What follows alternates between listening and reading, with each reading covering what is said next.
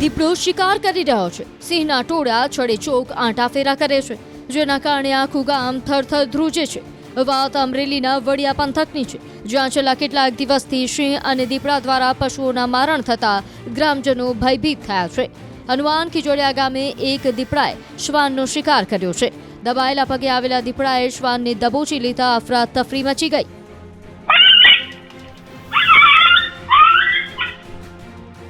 આ ઉપરાંત આ વિસ્તારમાં સિંહના ટોળા ફરતા હોય તેવા વિડીયો પણ વાયરલ થયા છે।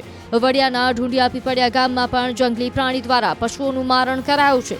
સિંહ અને દીપડાના ડરથી ગામના ખેડૂતો અને શ્રમિકો ખેતરે જતા પણ ડરી રહ્યા છે। ગામના આગેવાનોએ આ મામલે યોગ્ય પગલાં લેવા વન વિભાગને વિનંતી કરી છે।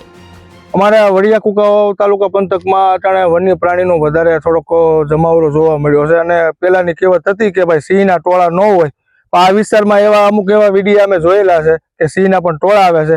જેવું કે આપણે હનુમાન ખીજડીયા ગામમાં બે દિવસ પહેલા દીપડાનું જે સીસીટીવીમાં કેદ થઈ ગયો હતો, તો એવી રીતે અહીંયા અમારા વિસ્તારમાં બધે આપણે આદિવાસી લોકો રહેતા હોય અને એને માટે ભયનો થોડોક માહોલ પણ સર્જાયો છે।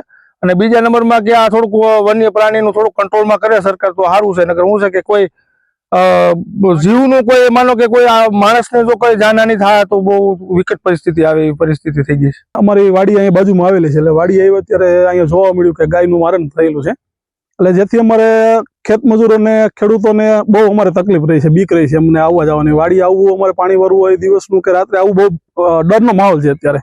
શું તમે સરકારને શું રજૂઆત કરવા માંગો? બસ કે આ વન્ય પ્રાણીનું બહુ અવર જવર અત્યારે થઈ ગયું છે, તો બની શકે ને તાત્કાલિક યોગ્ય પગલાં લઈ, જેથી કોઈ અત્યારે તો ગાયનું મારણ થયું છે, પણ ભવિષ્યમાં કોઈ માણસને જાનહાની ન થાય એ બાબતે તકેદારી લઈને યોગ્ય પગલાં લઈ એવી રજૂઆત છે અમારી। આવાજને દીપડાનો થોડોક સીમસેટે થોડોક અવર જવર થઈ રહી છે, તેથી કરીને અમે સરકારશ્રીને એવી રજૂઆત કરી છે કે ગ્રામ પંચાયત કે આનો થોડોક બંદોબસ્ત કરે ને તો કોઈ ખેડૂત ભાઈઓને ભયજનક ન થાય અને આદિવાસીને કોઈ ભયજનક ન થાય। દીપડો શિકાર કરી રહ્યો છે। સિંહના ટોળા છડેચોક આંટાફેરા કરે છે, જેના કારણે આખું ગામ થરથર ધ્રુજે છે। વાત અમરેલીના વડિયા પંથકની છે, જ્યાં છેલ્લા કેટલાક દિવસથી સિંહ અને દીપડા દ્વારા પશુઓના મારણ થતા ગ્રામજનો ભયભીત થયા છે। હનુમાન ખીજોડિયા ગામે એક દીપડાએ શ્વાનનો શિકાર કર્યો છે। દબાયેલા પગે આવેલા દીપડાએ શ્વાનને દબોચી લેતા અફરાતફરી મચી ગઈ।